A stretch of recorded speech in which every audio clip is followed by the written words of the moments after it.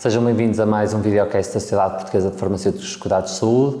Tenho aqui comigo a doutora Cristina Lopes, médica imunoalergologista e coordenadora da mesma unidade, na Unidade Local de Saúde de Matosinhos, que esteve aqui connosco na nossa Masterclass de Farmacovigilância dos Medicamentos Biológicos e ATMPs e que apresentou precisamente uma comunicação sobre a segurança destes mesmos medicamentos e os desafios na prática clínica, em particular na especialidade de imunoalergologia. Portanto, perguntava-lhe um bocadinho o que é que nos falou aqui, o que é que nos trouxe cá hoje, que foi muito aplicada à componente clínica.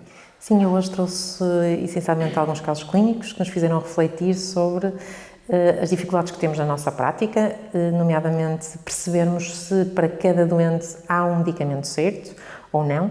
Todos os medicamentos têm vantagens e podem ter alguns riscos. É sempre importante balancear a eficácia e a segurança e, infelizmente, não temos muitas vezes, nestas doenças mais complexas, que são as doenças imunológicas, biomarcadores que nos fazem, à partida, perceber se aquele fármaco será a escolha mais certa para aquela pessoa. Certo. Está sobretudo, portanto, trabalha como imunoalergologista, recebe doentes com várias condições clínicas muito diversas, complexas, às vezes doentes que eventualmente até vêm de outras especialidades médicas. Quais é que são os desafios que encontra na sua especialidade com doentes com terapêuticas tão diversas e até em particular nestas terapêuticas mais inovadoras e em particular os desafios de segurança? Qual é o perfil de doente que apanha na especialidade? Na nossa especialidade, nós muitas vezes vemos doentes jovens e isso é uma vantagem em termos de segurança, ou seja, não são pessoas que tenham muitos fatores de risco cardiovasculares estabelecidos, embora algumas tenham uma duração longa de doença, nomeadamente, por exemplo, a dermatite atópica. Às vezes vemos na idade adulta pessoas que têm dermatite atópica desde a infância, mas não é habitual ver doentes com hipertensão arterial não controlada, diabetes tipo 2 não controlada ou insuficiência renal. Por isso, são doentes que, à partida, têm um risco que não é muito elevado face às comorbilidades coexistentes, e por isso é uma vantagem.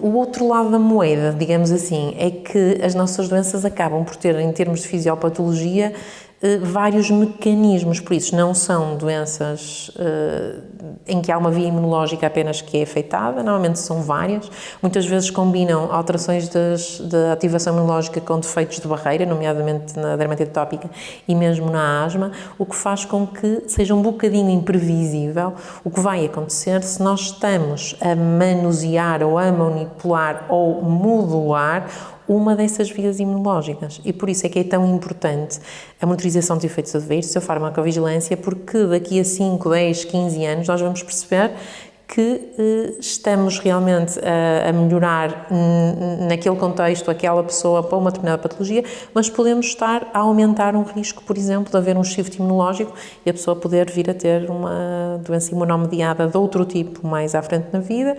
E, por outro lado, por exemplo, uma questão que nos coloca muitas dúvidas é a questão do aumento de risco de neoplasias, porque nós sabemos que algumas das citocinas e dos marcadores que nós manuseamos ou com os quais nós interferimos têm aspectos na vigilância de células tumorais que às vezes não estão bem estabelecidos. Há ainda outra questão que é muito curiosa. Estes novos fármacos, e é um desafio, fala-se muito se são fármacos que alteram o percurso da doença. E isso é muito, muito interessante.